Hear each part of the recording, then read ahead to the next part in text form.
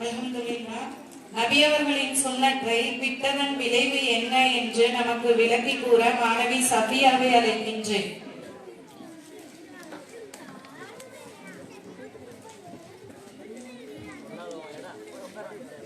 أعوذ بالله من الشيطان الرجيم بسم الله الرحمن الرحيم يا أيها الناس اتقوا ربكم الذي خلقكم من نفس واحدة وخلق منها زوجها وبث منهما رجالا كثيرا ونساء واتقوا الله الذي تساءلون به والأرحام إن الله كان عليكم رقيبا அஸ்ஸலாமு அலைக்கும் வரஹ்மத்துல்லாஹி தஆலா பரகாத்துஹு.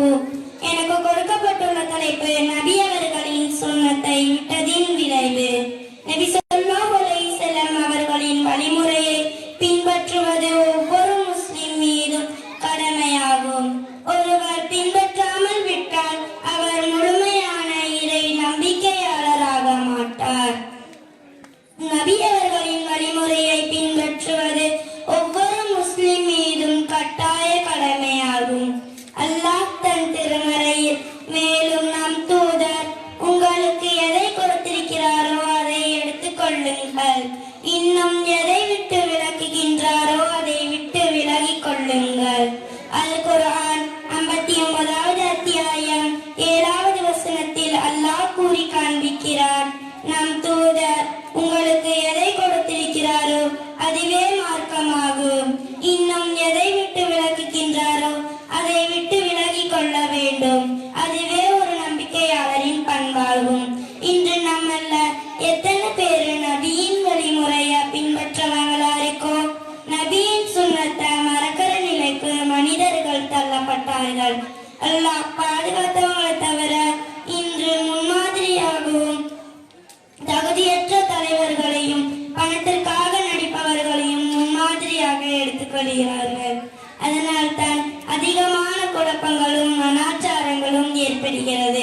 நபியின் சுன்னத்தை விட்டதால் தான் அதிகமான குழப்பங்களும் அனாச்சாரங்களும் ஏற்படுகிறது. இதை குறித்து ஒரு நபிமொழி வருவதை பார்ப்போம். ஹுதைபா ரலியல்லாஹு அன்ஹு அவர்கள் நபி அவர்களிடம், அல்லாஹ்வின் தூதரே, சிறப்பான முஸ்லிம் சமூகம் இன்று உள்ளது, அது நீங்கி மடமை தளம் மீண்டும் உருவாகுமா என்று கேட்டேன். அதற்கு ஆம், மீண்டும் மடமை தளம் உருவாகும். மக்கள் எனது வழிமுறையை விட்டு அனாச்சாரங்களை பின்பற்றுவார்கள் என்று கூறினார்கள்.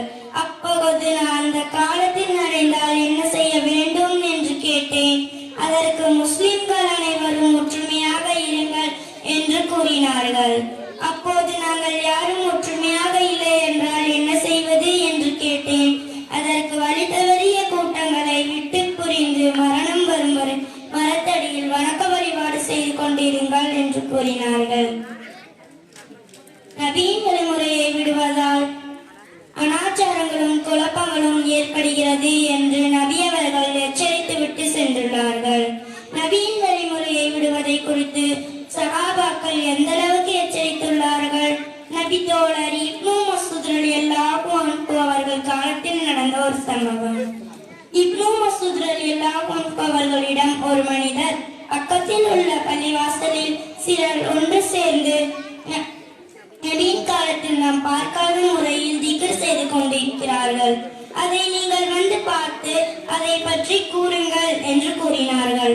அதற்கு இப்னு மஸ்ஊத் ரலியல்லாஹு அன்ஹு அவர்கள் பள்ளிவாசலுக்குள் நுழைந்தனர். அப்போது ஒருவர் நடுவில் அமர்ந்திருக்க அவரை சுற்றி அனைவரும் அமர்ந்திருந்தனர். நடுவில் அமர்ந்திருந்தவர் 100 தடவை சுப்ஹானல்லாஹ் என்று கூறி திக்ர் செய்வதை நடத்தினர். அவர்களும் ஒரே ஓசையில் சத்தம் போட்டு சுப்ஹானல்லாஹ் கூறினார்கள். அதை கண்ட இப்னு மஸ்ஊத் ரலியல்லாஹு அன்ஹு அவர்கள், நிறுத்துங்கள், என்ன செய்து கொண்டிருக்கிறீர்கள் என்று கேட்டதற்கு, நாங்கள் திக்ர் செய்து அதை கற்களால் எண்ணுகிறோம் என்று கூறினார்கள். அதற்கு இப்னு மஸ்ஊத் ரலியல்லாஹு அன்ஹு அவர்கள், நன்மை நீங்கள் இப்படி செய்வதால் கிடைக்க போகும் பாவத்தை எண்ணுங்கள், ஏன் இவ்வளவு சீக்கிரமாக வழிகேட்டின் பக்கம் செல்கிறீர்கள் என்று கேட்டதற்கு, நாங்கள் நல்லதை தானே செய்கிறோம், திக்ர் செய்வது தவறா என்று வாதம் செய்தனர். அதற்கு இப்னு மசூத் ரலியல்லாஹு அன்ஹு அவர்கள், நன்மை நல்லதுதான் என்று நினைத்து செய்வது நன்மை கிடையாது, ஏனெனில் நபி அவர்கள் காட்டித்தராத வழிமுறையாகும் என்று கூறி அவர்களை பள்ளிவாசலிருந்து வெளியேற்றினர். இப்னு மசூத் ரலியல்லாஹு அன்ஹு அவர்களின் பேச்சை கேட்காமல் வேறு இடத்தில் இது போன்று திக்ர் செய்த அதிகமானோர் பின்னாளில் நஹர்வான் போரில் அலி ரலிக்கு எதிராக போராடிய கவாரிஜ் கூட்டத்தினரோடு சேர்ந்து கொல்லப்பட்டார்கள் என்று சொல்லப்படுகிறது. மார்க்கத்தில் இல்லாத ஒன்றின் உருவாக்கத்தின் முடிவு வழிகேட்டில் சேர்க்கும் என்பதற்கு இந்த சம்பவம் ஒரு சான்றாகும். நபியின் வழிமுறையை விடுவதால் தான்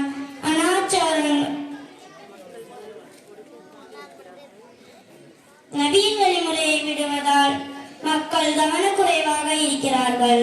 இதை இஸ்லாம் மிகவும் கண்டித்துள்ளது. நபி ஸல்லல்லாஹு அலைஹி வஸல்லம் அவர்கள் கூறினார்கள், என்னுடைய வழிமுறைக்கு மாற்றம் செய்வோருக்கு அது இழிவையும் கேவலத்தையும் பெற்றுத்தரும். நபியின் வழிமுறையை விடுவதை குறித்து விட்டுவிட்டு செய்யும் எந்த காரியமும் அது இழிவையும் கேவலத்தையும் பெற்றுத்தரும். இன்னும் நபி ஸல்லல்லாஹு அலைஹி வஸல்லம் அவர்கள் கூறினார்கள், நான் 6 கூட்டத்தினரை சபித்தேன், அவர்களை அல்லாஹ்வும் உலகில் தோன்றிய அனைத்து இறை தூதர்களும் சபித்தனர். அவர்களில் ஒரு கூட்டம் எனது வழிமுறையை மிகவும் லேசாக கருதி கைவிடுபவர். இதை அறிவிப்பவர் ஆயிஷா ரலியல்லாஹு அன்ஹா. நபி ஸல்லல்லாஹு அலைஹி வஸல்லம் அவர்களின் வழிமுறையை விடுவதால் அல்லாஹ்வின் சாபத்தையும் அனைத்து இறை தூதர்களின் சாபத்தையும் பெற்றுத்தரும் என்பதை நாம் வாழ்வில் பயப்பட வேண்டும். அல்லாஹ்வின் தூதரின் வழிமுறையை நாம் வாழ்வில் பின்பற்றி சொர்க்கத்தை பெறுவதற்கு அல்லாஹ் உதவி செய்வானாக. வாஹிதவானா வல்ஹம்துலில்லாஹி ரப்பில் ஆலமீன்.